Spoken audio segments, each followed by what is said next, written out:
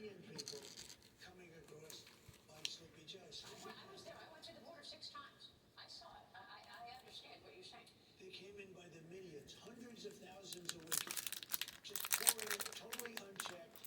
And you know, the countries, I know the leaders of most of these countries, they're very smart, they're street smart, some are highly educated, some are, but they're very street smart.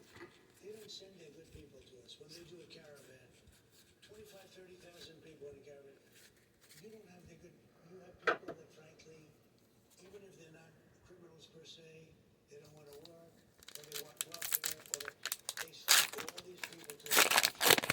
What the Democrats have done to us should never be forgotten. Can you put the Save America Act in the reconciliation? I'd love to do it, and we'll certainly look at it, but I mean, there's nothing easy, and it has to be called Save America, as you just did. A lot of people like to go to the Save Act, nobody knows. It's Save America, it's voter ID, it's, you have to be a citizen to vote. Citizenship. Ideally, mail-in voting, you knock the hell out of it. You can make it a budgetary item. It's good for the military, you know, the military's away, they have to be able to use it, etc. Somebody that's sick, somebody that's away, you can't, and you do mail-in voting.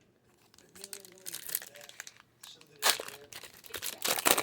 What do you want to make sure people understand about the changes that you put in the tax code in the big beautiful bill, and how significant are these refunds that people are getting? Well, the refunds are really significant, and it makes it less complicated. Much less complicated, but the people, I mean, I think you're seeing this, you're reporting, everybody's reporting, because now it's gone into effect. And people are getting refunds of $5,000, $8,000, $11,000 that they had no idea they were getting. It's turned out to be better, as good or better than I said it would be. Is that going to be enough to offset the increase in gasoline prices? It will be, because gasoline's coming down very soon, and very big. Why So is you it? think gas prices will be lower before the midterm elections? I think they'll be much lower before midterm, much lower, yes. Okay. Now, you I mean, that's suggest on the assumption that we stop a country that cannot have a nuclear weapon from, if you give Iran a nuclear weapon, you want to see they stop rockets, you won't have a country. The world will be blown up, you can't do it, you cannot do it. So, on the assumption we have that settled, hopefully long before that, and maybe almost immediately, could be very soon.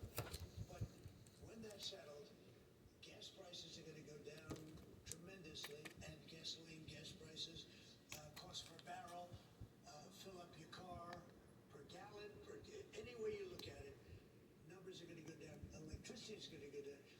You know, it fuels sort of everything, not just cars. It fuels the economy. If you get that down, one of the reasons I was so successful my first term is I was able to keep gasoline prices down. I was able to keep energy down.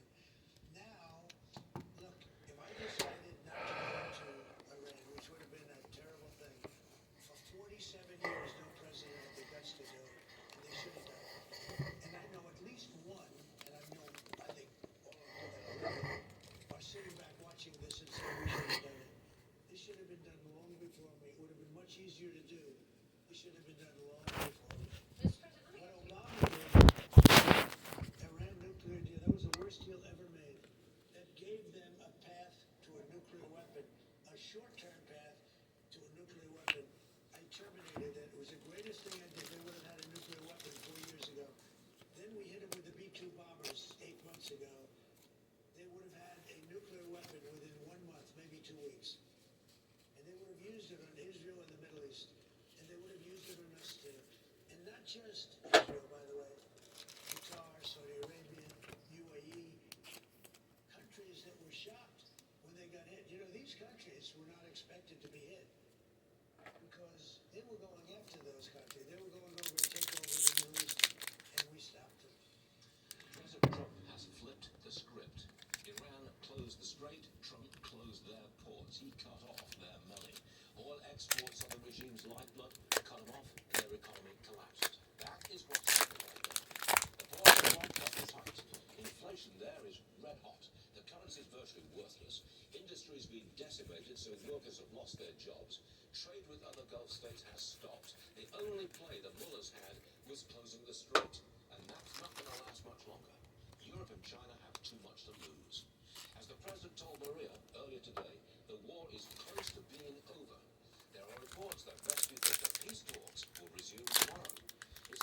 imagine President Trump ordering J.D. Vance to go all the way back to Pakistan. It's going to be met with more Iranian stonewalling.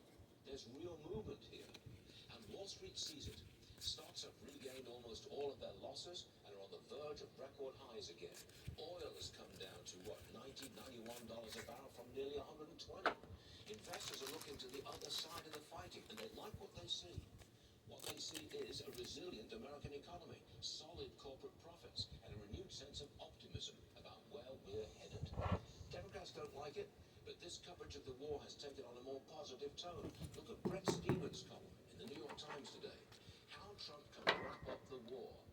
He writes that Iran has a choice. It can have an economy, or it can try to have a nuclear program. It can't have both. Our president has maneuvered the Iranians into precisely that situation. And for the first time in a generation, an American president is calling the shots with Iran. Well, you can say was. Is this war over? I think it's close to over. I mean, I view it as very close to over. You know what? If I pulled up stakes right now, it would take them 20 years to rebuild their country. And we're not finished. We'll see what happens. I think they want to make it here very, very easy. President Trump says his Iran operation is close to over, and talks between U.S. and Iranian negotiators could restart as soon as tomorrow, with the Strait of Hormuz effectively locked down and Iran's economic power squeezed. The White House says a path to long-term peace is now within reach, with America negotiating from a position of strength. Welcome to Money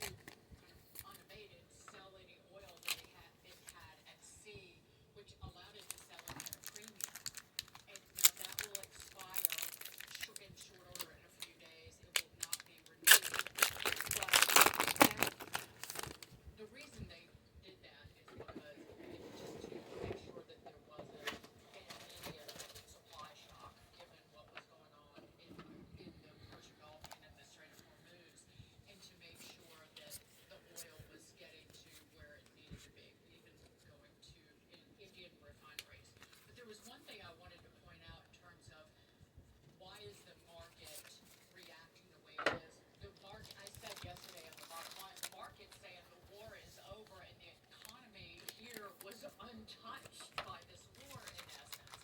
The NASDAQ in yesterday's close was up 0.4% from where it was before the conflict started.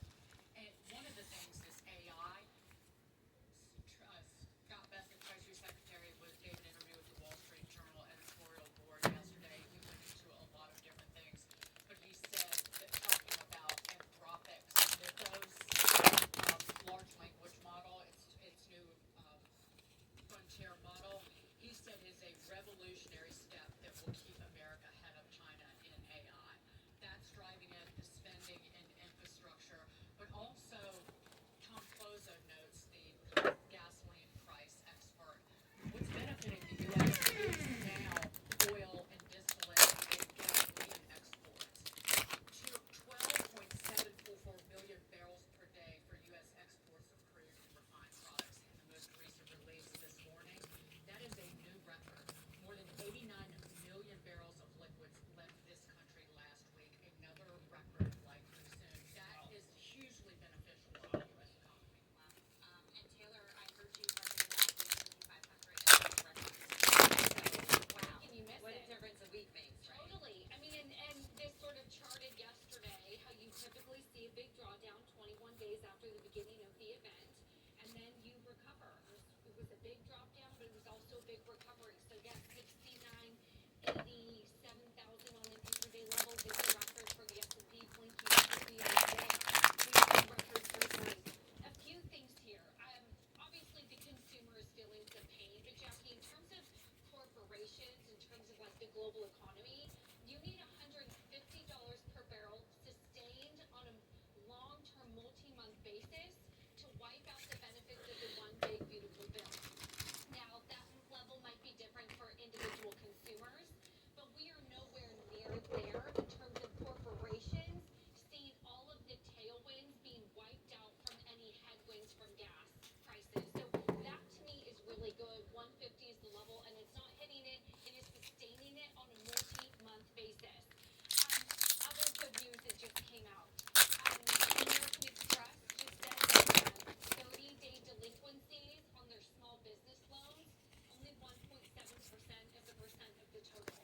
So right now, at the end of March, that was the data, they're not seeing a massive spike in small businesses that are defaulting. That's good news. Here's what Wells Fargo had to say. Consumers are spending more than they are a year ago. Yes, that's because gas prices are higher. The gas is 6% of their debit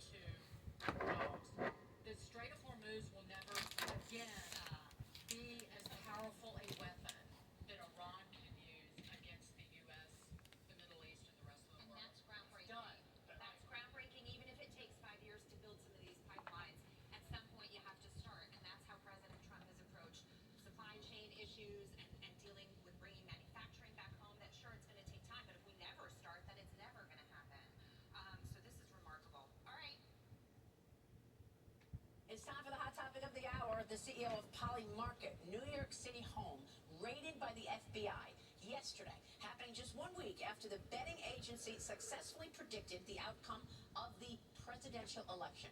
Fox Business' Lydia Hu now with all that is going on. Lydia. Yeah, good morning there, Maria. This happened yesterday morning. The FBI raided the Manhattan home of 26-year-old Polymarket CEO Shane Coplin, taking his cell phone and electronic devices from his apartment. That raid, as you mentioned, comes after the crypto predictions betting platform correctly predicted Donald Trump's victory last week, contrary to opinion polling. A spokesperson for the company called the raid, quote, obvious political retribution by the outgoing administration. And Coplin, the CEO, added this in an ex-post for himself, quote, it's discouraging that the current administration would seek a last-ditch effort to go after companies they deem to be associated with political opponents. The incumbents should do some self-reflection and recognize that taking a more pro-business, pro-startup approach may be what would have changed their fate this election.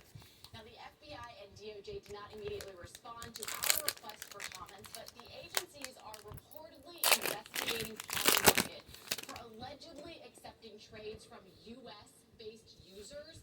As you know, election betting was legalized in the U.S. just this year by a court ruling, but Polymarket is not licensed with the Commodities Futures Trading Commission.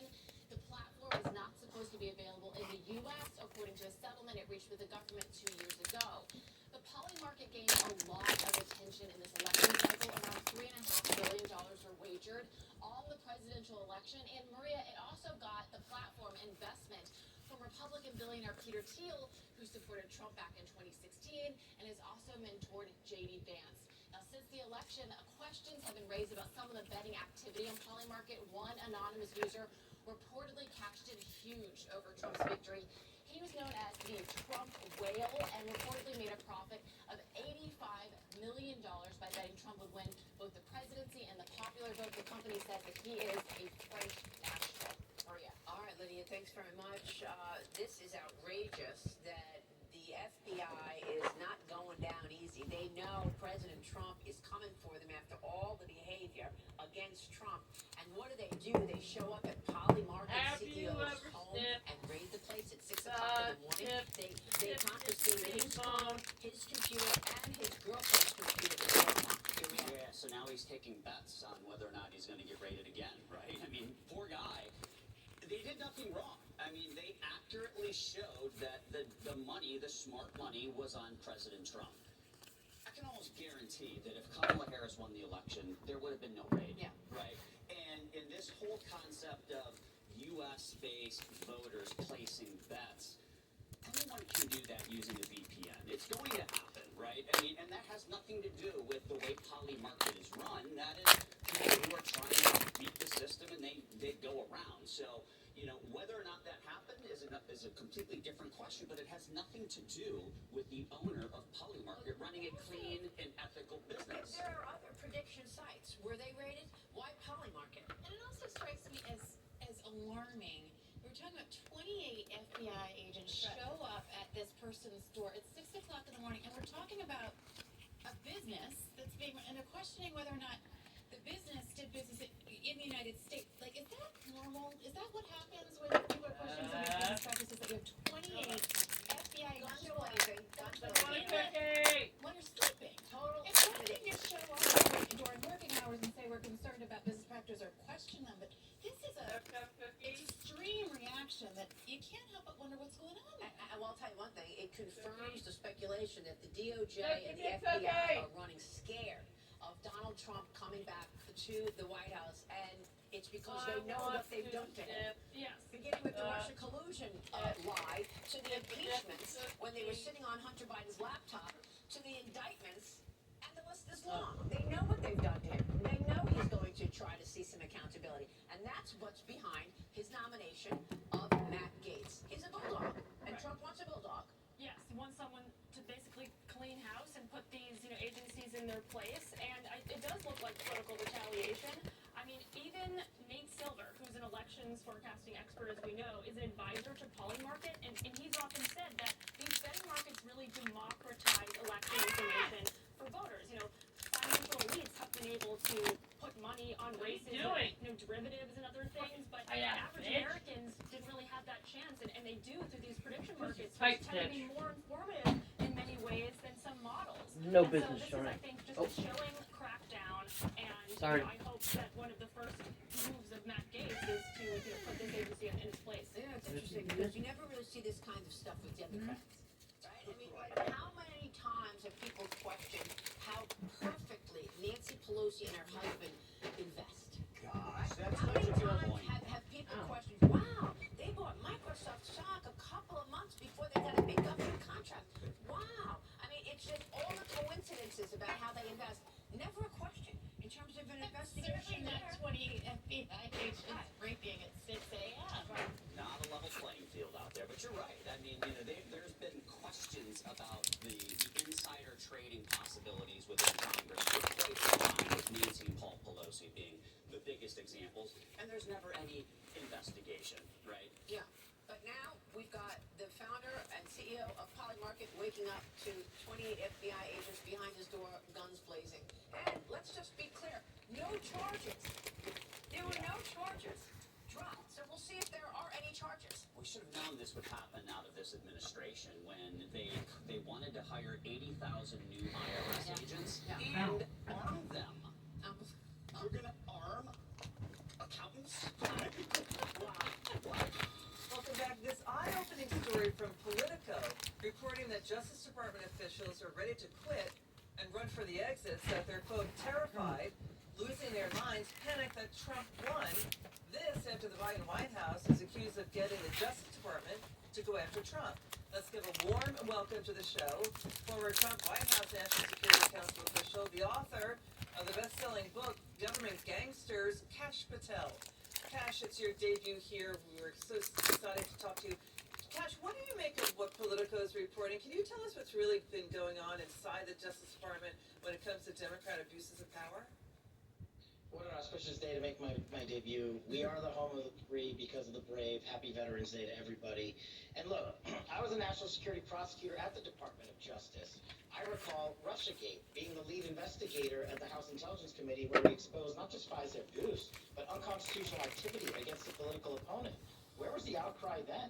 Where's the outcry from the career officials since, when Christopher Wray and the FBI illegally surveilled 275,000 Americans in 1 year alone? The reforms have not been implemented by these career officials. And let's reflect back on the Trump administration and his time in DOJ. He didn't seek retribution or revenge against anybody. He wanted to follow the Constitution and the law singularly and have it applied equally to all. And these career officials were absent and silent in the face of that massive corruption. So, Politico reports Justice Department lawyers with ties to Jack Smith and Robert Mueller's probe, that staffers who are, just working with these lawyers, they're concerned they're gonna be either frozen out or fired. Won't it depend on his attorney general pick, if it's Senator Mike Lee, former DNI John Ratcliffe, or Ken Paxton? Look, those conversations will have between the president and the AG, but I just want to point out a legal principle that the Department of Justice has issued for 50 plus years, that it is in violation of the executive branch and the judicial and executive judiciaries to commingle investigation of a sitting president. That wasn't a decision by Donald J. Trump. That was a decision by the Department of Justice. That's not a decision by an attorney general. That's one in which the Department of Justice has adjudicated that it would violate the separation of powers clause for a sitting DOJ to investigate a sitting president. They are simply following established law. Kash, how bad was this Biden White House in terms of lawfare abuses and government corruption? Well, look, it's pretty, I don't know where you start. From 51 intel letter to impeachment 1 and 2 to Russiagate to everything in between. I think they are the ones that weaponize justice, and President Trump has been out there singularly saying, we want to unify this country. And he has said his revenge is that it's not anything related to revenge. It's the success of this nation. And that is what we should all be championing. He championed it on the campaign trail. He received a resounding mandate. And I think folks at the Department of Justice should want a commander-in-chief who won't weaponize justice and politicize it. Kash Patel, you hit it out of the park. Great to see you. Come back soon. So let's go to Chad for more on how this second vote went. Hey, Chad. Good afternoon. afternoon, Neil. Well, as you say, we have a new Senate Majority Leader, John Thune, the Republican from South Dakota. This went to a second ballot. There were three candidates in this race. You had John Thune, you had John Cornyn, and you had Rick Scott. The issue here is that the winner had to get a supermajority, had to get an outright majority of all 53 Republicans casting ballots. So the magic number was 27. I should note that incoming senators-elect were in this meeting. Also, J.D. Vance was in this meeting. We don't know definitively that everyone cast their ballots here. But what happened on that first ballot is that John Thune did not get to that number, that magic number of 27. He was a couple of votes ahead of John Cornyn, and Rick Scott came in with only 13 votes. And per the Senate Republican Conference rules, the third place vote getter drops out. So this then boiled down to a two-way race between John Cornyn and John Thune, and John Thune prevailed. I should note that he is the second leader in the Senate from South Dakota. You know, he came to the Senate in 2004 after meeting Tom Daschle, the Democratic leader, had been both the majority leader and the minority leader. John Cornyn had served as the majority whip. Right now, John Thune was the minority whip, and there was a certain group of Senate Republicans who wanted a break from the current leadership team. Remember that Rick Scott, he ran for the Senate leadership post 2 years ago against Mitch McConnell. He only got 10 votes there, but he ran again. He did a little bit better, but it wasn't enough to beat John Thune. You know, here's the issue. A lot of people talked about, you know, why one candidate or the other might prevail in this. It was generally believed that John Thune probably had done the most work. He had, you know, raised a lot of money, done a lot of campaigning, but he also had the best relationships. Now, what would his relationship be with President-elect Trump? There was a point in time where they were not on the same page by any stretch of the imagination. Back in 2016, after the Access Hollywood tape, Thune asked for President Trump, then candidate Trump, to drop off the ballot.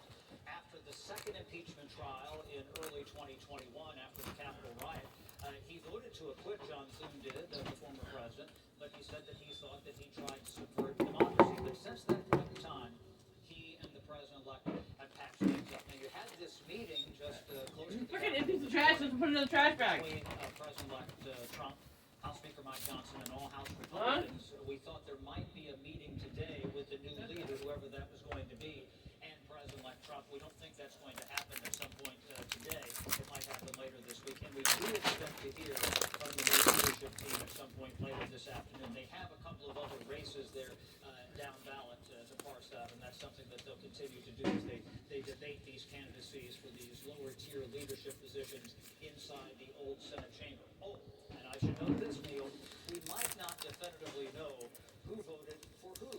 The reason, it's a secret ballot. Some senators will come out and say, this is who I voted for, and I'm proud to say that. Others will play their cards close to their vest. Yeah, look, we're going to take a handcuffs on ICE, and let ICE do the job that they know how to do. They just haven't been able to do it. Sanctuary cities, you know, President Trump may have to sue them again if they take away their federal funding, but, you know, if sanctuary cities don't want to help, then get the hell out of the way because we're coming. It has to be done. This is you know, I said this earlier, this is the biggest national security vulnerability this nation's ever seen. The crime rate's up sky high. You know, and we've seen the Tren de Aragua, MS-13.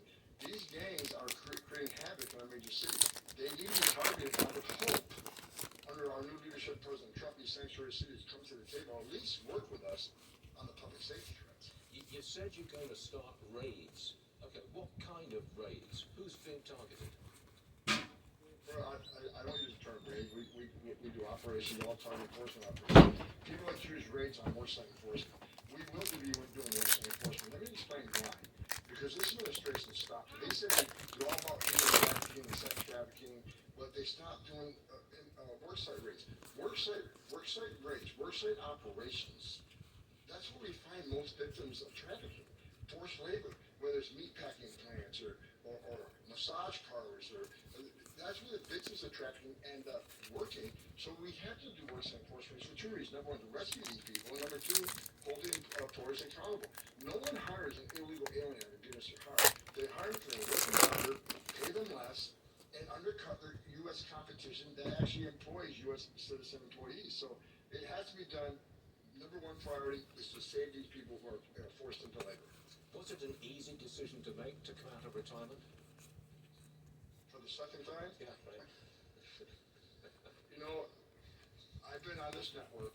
First of all, I love this network. And one of the bad things is I gotta be the networking. I just love Fox. Anyways, I can't stand on the station for 4 years complaining about the board and what a mess they made out of it. The fentanyl deaths, the terrorism, the sex trafficking.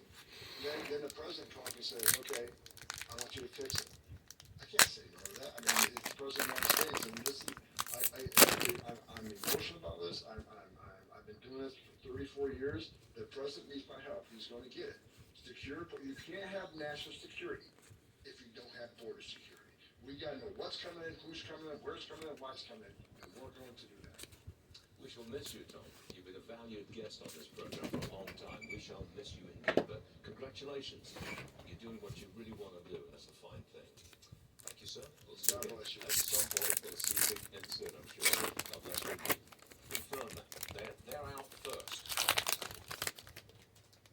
Exactly, that should be the priority. That is the priority right now, at least from what we know, moving forward, going into the new year, is to prioritize removing criminals that have violent criminal backgrounds, that have orders of removal. Those should be prioritized to be removed before anything else. And of course, those are the public safety and national security threats, as Tom Homan just laid out right there. That should have been the priority with this current administration, is to remove those threats. But unfortunately, as he mentioned also, we have seen just a very low number of removals as far as criminals in the past 4 years. So that's why we need this change. We need to remove those that will cause or do pose a significant threat to public safety and national security. So we are definitely, in support of that as far as here in Texas, and we're happy to see that we're going to have some change in leadership moving forward that's actually going to address those type of threats. Do you know where they are? The criminal illegals. Do you know where they are, and are you going to have to rely on ICE to go get them? Exactly, Stuart. It's not going to be an easy task. It's not going to happen from one day to the next. The thing is, a lot of these criminals, you're not going to find them, right? It's going to take some time. It's going to be very tedious. That's why it's very important that a lot of these states and cities cooperate with ICE, cooperate with the new administration, especially when you take some of these individuals to jail and place detainers on them for ICE. It's a lot easier for ICE to remove these individuals once they're in jail. Now, when they're not in jail, it's a much more dangerous environment now for ICE, and now it's more tedious for them to look for these individuals and have them removed. That's why we need this cooperation from everyone. Of course, in Texas, Tom Homan, the new administration, will have a great ally in Texas with Governor Abbott. We are doing it right now. We are trying to locate some of these criminals, some of these gangs that have committed crimes in Texas, arrest them, place them in jail, and place these detainers on them for ICE. It sounds like morale has improved dramatically with Trump's win. Listen to this. Morale is through the roof. We've received hundreds of calls, texts, emails, just saying how happy the agents are. There's a lot of agents that had originally said that they would retire if President Trump did not win, and now those same agents are saying they're going to hold back on their retirement because they want to serve under this administration again, because they know exactly how it was during this first administration. They know this one's going to be even better. Lieutenant, some people who resigned or who retired from Border Patrol, we hear that they're coming back. They want to come back. That accurate? Stuart, I mean, the Border Patrol right now, I mean, their morale is higher than it's ever been. Now they have actually something to look forward to, actually have some type of fulfillment in what they do every single day. I'm actually out here this morning working with Border Patrol, and I'm talking to some of the agents, and they're just excited to see what's going to come the next year. So even those that are retired, they do want to come back because they do want to actually help this administration carry out and advance their objective, and that is to go after some of these criminals and have them removed so we can have a safer country, and obviously to secure our borders. So it's a great day. It's a great time for Border Patrol. They've needed this support for a long time now, and they haven't received it. So now they have something to look forward to going into the new year and actually the next 4 years. So, but again, it's going to be very challenging. But again, having that cooperation with Border Patrol and everyone else, it's going to make this job much successful and helpful for the All right, Lieutenant Olivares, thanks for being with us this morning. We'll see you again later. Let's bring in our own legal eagle, if you don't mind me calling her that. Her name is Shannon Bream, and she's on the right-hand side of the screen. All right, Shannon, in your judgment, right now, does Gates get confirmed?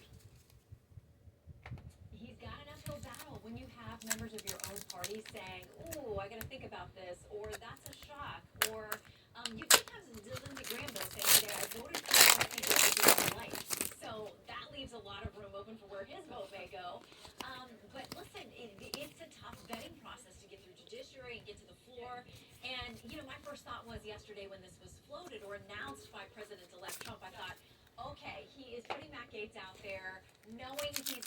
really difficult road forward.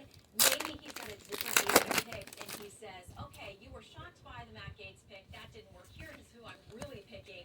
Maybe somebody that would have been a little bit shocking had it been the first person he picked, but seems more palatable to Capitol Hill if Gaetz doesn't get through. But there are a lot of steps, and it's sparking this talk too from President-elect Trump. As you know, he asked all of the GOP Senate Majority candidates to commit to this idea of refund payments, and maybe that's exactly what he's asking for Matt Gaetz. Gaetz, if he becomes Attorney General, the belief is that he would go after the Justice Department. Wouldn't that be a form of retribution? Yeah, that's exactly what President Trump's critics have said. They're worried about him going after enemies and using lawfare and doing the things he says have been done against him. And they see Matt Gaetz very much as the face of somebody who would do that. Now, the President-elect has said, success is going to be my revenge. I want everybody to do well. I want us to move forward. But he also has had very specific language about the DOJ, about the mistreatment he believes he's been subject to for years. And he wants somebody to clean up the DOJ. And so I think dropping the name Matt Gaetz yesterday sent shockwaves through the Justice Department and beyond here in D.C. Well, it sure did. The ripple effect was extraordinary. It was a tsunami of reaction. Next one, Shannon. Special Counsel Jack Smith is asked an appeals court to halt his appeal against Donald Trump for the alleged mishandling of classified documents. Look, it's very complicated, but it seems to me that the lawfare against Trump is just falling apart completely. Is it?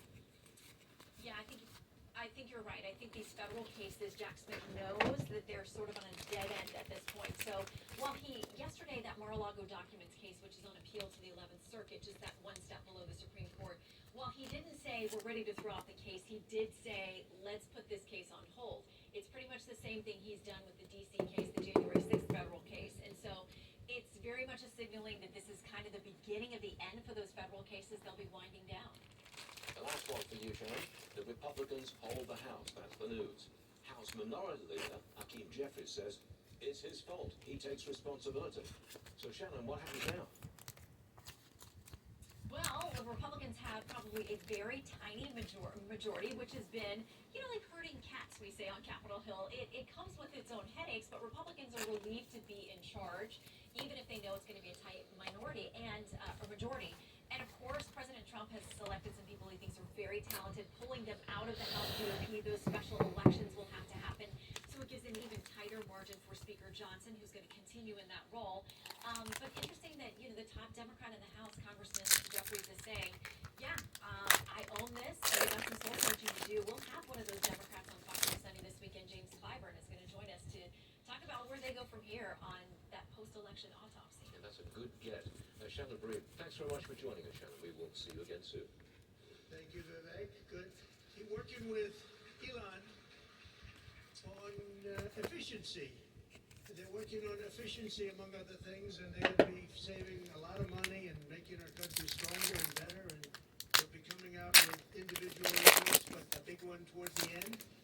And you put those two together, it's going to be really great. That's President-elect Trump speaking at Mar-a-Lago last night, praising Elon Musk and Vivek Ramaswamy's plans to cut government spending and waste. Musk and Ramaswamy will be heading the Department of Government Efficiency, which is now using X to hire employees. The agency says it is looking for, quote, super high IQ small government revolutionaries willing to work 80+ hours a week on unglamorous cost cutting, and there will be zero compensation. Joining me now is 8VC Managing Partner and Palantir Co-Founder Joe Lonsdale. Joe, great to see you. Thanks so much for being here. How do you like that post from Elon? That's not such a great sales pitch. Work 80 hours, no pay.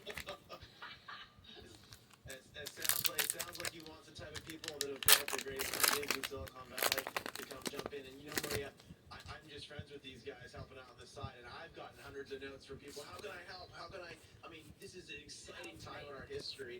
We love it. We love it. America should be growing. Our economy should be growing at twice the rate it is. And so many of us, for years, for decades, have seen this sclerotic bureaucracy, this fourth branch of government, is permanently in charge of our country, and wish someone could do something about it. So this is a huge opportunity. It sure is, and thank you as a business person and an investor for pitching in here. It's great to see Elon Musk yourself and others really pitch in here, very patriotic to try to help get things better in government. Now, you were with Musk and Ramaswamy in Palm Beach this week. How did that go? Tell us about it. What have you learned about their roles and what they're about to take on? Oh, well, I was just visiting her friends. I can't speak for them, but what I'll tell you is this is a very serious effort, right? The only way this is going to work is that they're part of the transition and helping out and making sure we're putting people in who are going to be bold. Listen, Maria, when you go to D.C., one of the rules in D.C. is this fourth branch of government, it is cocky, right? It is so convincing. I even talk to friends and friends now, like, oh, they can't do anything. They're not going to be able to stop us. We're too powerful. Like, there's two rules for what that government actually does. One is they give hundreds of billions of dollars to their friends. And two is they protect themselves. They have not only most of the Democratic Party, but also a lot of Republicans that for decades have protected the special interests of these bureaucrats. And these bureaucrats, they're convinced nothing can be done to them. And I think there's going to be so much happening at once. There's going to be so many regulations they're going after to get rid of. There's going to be so much waste and so many people, so many things that shouldn't be there. And they're not doing it to attack these people. I think they actually want to be, the energies, you want to be very generous to the people, but we need to get rid of this waste. And there's a lot. Did you lock a cat in the bathroom? I'm very excited about it. Well, I mean, look, this is the first time in a long time we've actually seen the administration, a leader, the president, incoming president, have a growth strategy.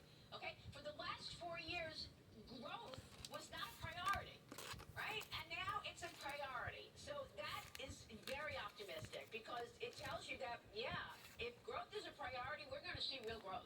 Trump has been filling more key cabinet positions. Yeah, go ahead. I mean, the only way you can actually do this, remember, is with extreme boldness, right? I think people don't understand, like, this has to be, it's a form of a war. Like, the people, all these departments in D.C., they're set up to defend themselves, and they assume that people are going to come in, they're kind of going to get along, maybe people will try to move around a few % on the margin, but they assume no one's going to ever really be able to change them or take them over.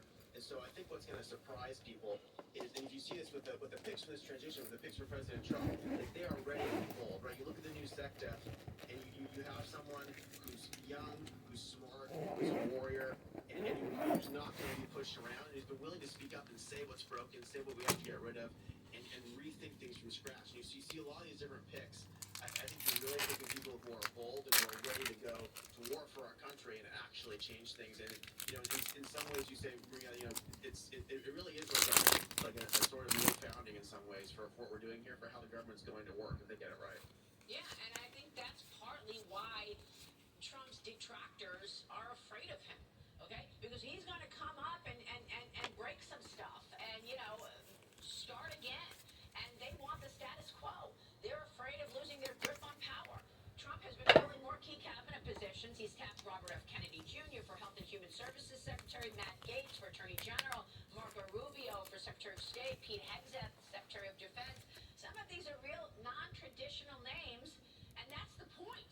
Tell us your thoughts on his cabinet pick so far. Well, Maria, there's a lot of really bold people. There's a lot of people that are not willing to be controversial. Even last time in the Trump administration, a lot of people, if you looked, they really didn't want to be attacked too much in the press. They didn't want to be seen as too aggressive. They didn't want to kind of make their lives stressful by going against things. And I think this time it's very clear that message is we're going to pick people who are the boldest people, who are not afraid to be attacked, in fact, who are going to be attacked, but they're going to work with the administration, they're going to root things out, and they're going to change how things work in D.C., and they're not going to accept the status quo. This is something you've never seen before in our lifetime. Yeah, I love it, and I think that this time around, this whole resist BS is not going to work, okay?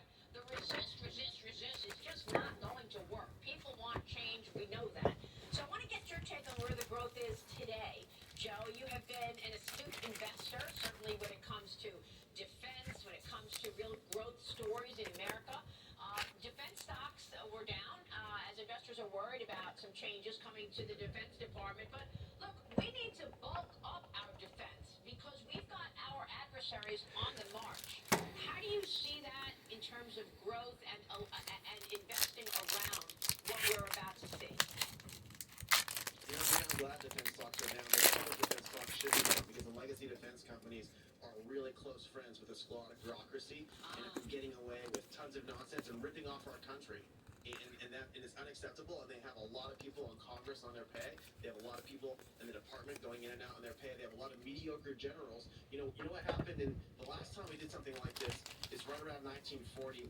They took out hundreds of generals and they realized they were crony. We realized a lot of them were old, unfit, and by firing a lot of people, it made way for people like Eisenhower, for people like Patton. I have sort of upstairs here. I keep the design from World War I. We had made a lot of the great men in our country came up and actually fixed things. And so what we want to see is we want to see defense stocks down, because what that shows is that things are going to get shaken out according to what the market's worried about.